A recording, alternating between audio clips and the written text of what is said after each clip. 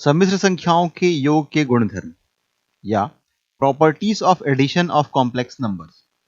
तो पहला जो गुणधर्म है वह है संवरक नियम या फिर क्लोजर लॉ। यदि Z1 और Z2 दो सम्मिश्र संख्याएं हैं तो इनका योग से बनने वाला जो संख्या होगा वह भी एक सम्मिश्र संख्या होगा। यह संवरक नियम है। दूसरा है क्रम विनिमय नियम या कम्यूटेटिव लॉ। तो Z1 और Z2 दो सम्मिश्र संख्या हो तो हम लिख सकते हैं Z1 plus Z2 equal to Z2 plus Z1, अर्थात सम्मिश्र संख्याओं का योग जो है उसके क्रम पर निर्भर नहीं करता है। तीसरा नियम है सहचार्य नियम या फिर एसोसिएटिव लॉ। Z1, Z2 और Z3 यदि तीन सम्मिश्र संख्याएं हैं तो हम Z1 प्लस Z2 इसे हम एक ब्रैकेट में फिर plus Z3 equals to Z1 plus bracket में हम लिख सकते हैं Z2 प्लस Z3। यह है सहचार्य नियम। अगला नियम है योज्य तत्समक या फिर एडिटिव आइडेंटिटी। तो जो सम्मिश्र संख्या होती है इसमें एक सम्मिश्र संख्या हम ले सकते हैं Z1 इक्वल टू 0 0, मतलब Z1 equal to 0 plus iota into 0। तो इसमें आप किसी सम्मिश्र संख्या को जोड़ेंगे तो आपको वही सम्मिश्र संख्या मिलेगी, जैसे कि Z1 equal to x1 plus iota 1 अगर है और इसमें आप Z2 0 प्लस आयोटा इंटू 0 ये ऐड कर रहे हैं तो आपको क्या मिलेगा x1 प्लस आयोटा y1। तो इस तरीके से 0 0 जो सम्मिश्र संख्या है यह सम्मिश्र संख्या का योज्य तत्समक कहलाता है। पांचवा गुणधर्म है योज्य प्रतिलोम या फिर एडिटिव इनवर्स।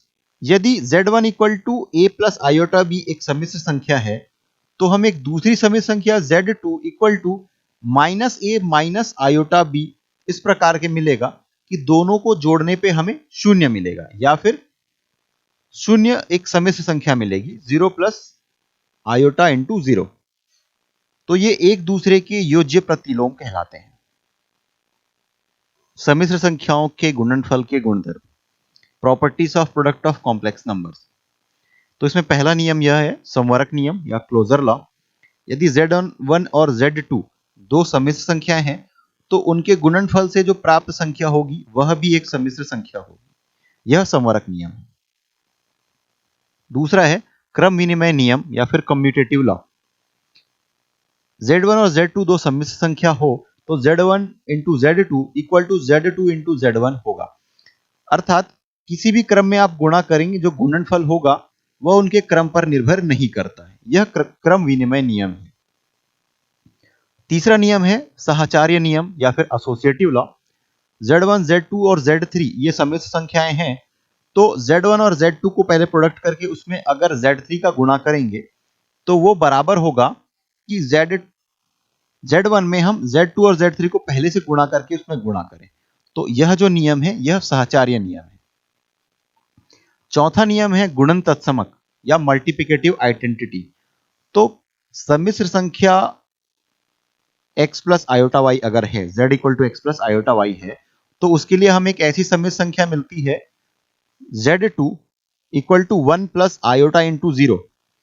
तो इन दोनों का गुणा करने पर हमें वही सम्मिश्र संख्या मिलती है जो कि xy है, अर्थात 1 0 यदि हम इसे ऑर्डर्ड पेयर या क्रमिक युग्म के रूप में लिखें तो ये जो 1 0 है यह गुणात्मक सर्वसमीका है और इसे सम्मिश्र संख्याओं के लिए गुणन तत्समक कहते हैं। पांचवा गुणधर्म है गुणन प्रतिलोम या फिर मल्टीप्लिकेटिव इनवर्स।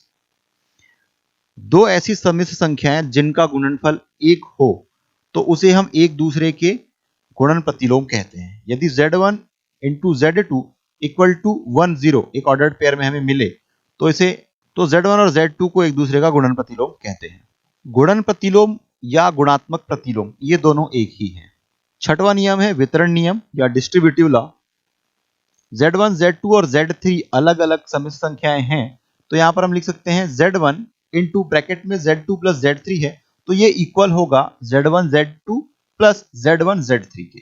तो जिस तरीके से हम गुणा की संक्रिया में सामान्य तौर पे वितरण नियम का उपयोग करते हैं वही वितरण नियम यहाँ पर भी लागू होता है। त्रिभुजीय असमता या फिर ट्रायंगल इनइक्विलिटी।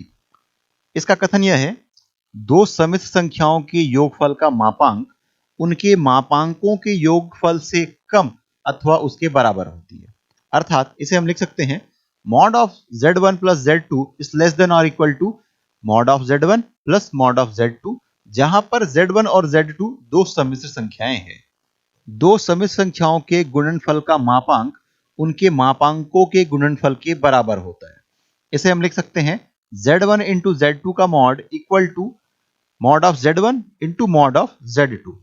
इसी तरीके से अगला नियम है, दो सम्मिश्र संख्याओं के भागफल का मापांक उनके मापांकों के भागफल के बराबर होता है। z1 अपॉन z2 का mod equal to mod of z1 upon mod of z2। दो सम्मिश्र संख्याओं के गुणनफल का कोणांक उनके कोणांकों के योगफल के बराबर होता है।